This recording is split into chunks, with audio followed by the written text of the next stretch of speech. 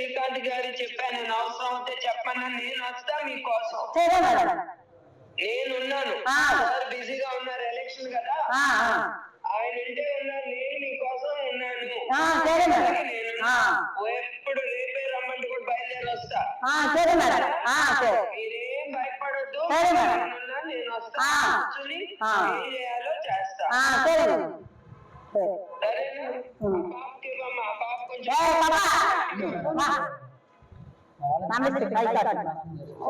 నువ్వు జాగ్రత్తగా ఉండమ్మా, నువ్వే ధైర్యంగా ఉండి అందరూ ఆ పెద్దవాళ్ళందరూ చూసుకో. అవసరం అయితే చెప్పు, శ్రీకాంత్ గారు చెప్పు, నేను వస్తా అక్కడికి. వచ్చి మీ దగ్గర కూర్చొని చేస్తాను. మీతో పాటు మన ధర్నా చేద్దాం, మనం కూడా జస్టిస్ తెచ్చుకుందాం. లేకపోతే మేము ఎలక్షన్ బాయ్కాట్ చేస్తాం మేడం. మీరు బాయ్కాట్ చేస్తే అక్కడ వాళ్ళే వస్తారు. మీరు బాయ్కాట్ అనేది చెప్పకూడదు. ఎంతైనా సరే ధైర్యం చేసి మనం వెళ్ళాలి. ఎవరు వస్తారో చూస్తాను. Okay madam. ఎందుకు మనం బాయ్కాట్ చేయాలి? మీరు బాయ్కాట్ చేస్తే మీకు స్వాతంత్రం రాదు. ఈ రాక్షసులు గాడిదలు పరిపాలిస్తారు. Okay madam. మీరు ఇవన్నీ చెప్పాకండి, ధైర్యంగా వెళ్ళండి. ఎక్కడికక్కడ శ్రీకాంత్ గారు లీడర్లు పెట్టమంటే వాళ్ళు నడుస్తారు, వాళ్ళతో పాటు మీరు నడవాలి. మనం డెమోక్రసీ, మన స్వేచ్ఛ స్వాతంత్రం మనం తెచ్చుకోవాలి, భయపడకూడదు. Okay madam.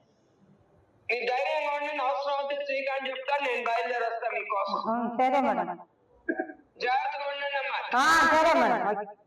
నేను శ్రీకాంత్ ఎప్పుడు టచ్ లో ఉంటాను సార్ తో.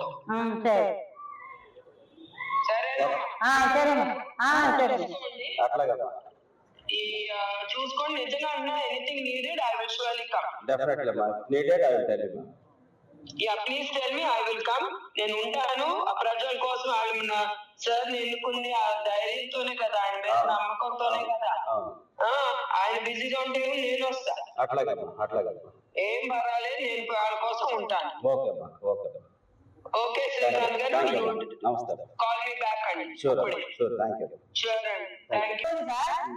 మా కోడల్ని, మా మనవడిని దూరి గనుక చేసుకొని తిరుగుతా, ఆ పక్క ద్వారా ఈ పక్క ద్వారా వచ్చినారంటే కాదు. ఏదైతే మా మర్చిపోయిన నుంచి చీరలంతా ఇచ్చి రాని ఎవరు పిలుస్తావో పిలి చూస్తామా, పోలీసు వాళ్ళు వస్తారా రాని, వీళ్ళు వస్తారా రాని, కనపడ రాని, ఏ వచ్చినా నేను ఏం చేయలే రాని చూస్తాము అని మాట్లాడతారు. ఏం చేసేది? ఏం లేదు. మీరేం భయపడాల్సిన అవసరం లేదు. కేసు పెట్టాము, ఆల్రెడీ కేసు రిజిస్టర్ చేస్తున్నారు.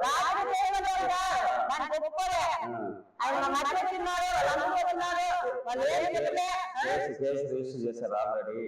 డిఎస్పీ గారు ఆల్రెడీ టికెటింగ్ కూడా పెట్టారు. పోలీసు వాళ్ళు తిరుగుతా ఉంటారు రాత్రిపూట కూడా. నేను అదే చెప్తున్నా, పోలీసు వాళ్ళు ఆల్రెడీ రాత్రిపూట పెట్రోలింగ్ కూడా వస్తారు, జీప్ వేసుకొని తిరుగుతానే ఉంటారు ఈ ఏరియాలో. టికెటింగ్ అని పెట్టారు. అంటే ఒకరో ఇద్దరు కానిస్టేబుల్ లో వచ్చి ఏఎస్ఐ వాళ్ళందరూ ఉంటారు. ముందే ఒక 2-3 రోజులు అన్ని మానిటర్ చేసి సర్దుబాటు అయిన దాకా ఉంటారు, ఇబ్బంది ఏం లేదు. నేను ఆల్రెడీ చంద్రబాబు నాయుడు గారికి చెప్పాను, బోనమ్మకు చెప్పాను, భువనేశ్వరమ్మ ఆవిడ మీతో మాట్లాడతాను, నేను వాళ్ళతో మాట్లాడి ఇట్లా ఆడవాళ్ళని కూడా కొట్టారమ్మంటే ఖచ్చితంగా నేను మాట్లాడి ధైర్యం చెప్తాను. దానికి చర్యలు ఏం తీసుకోవాలి కూడా మన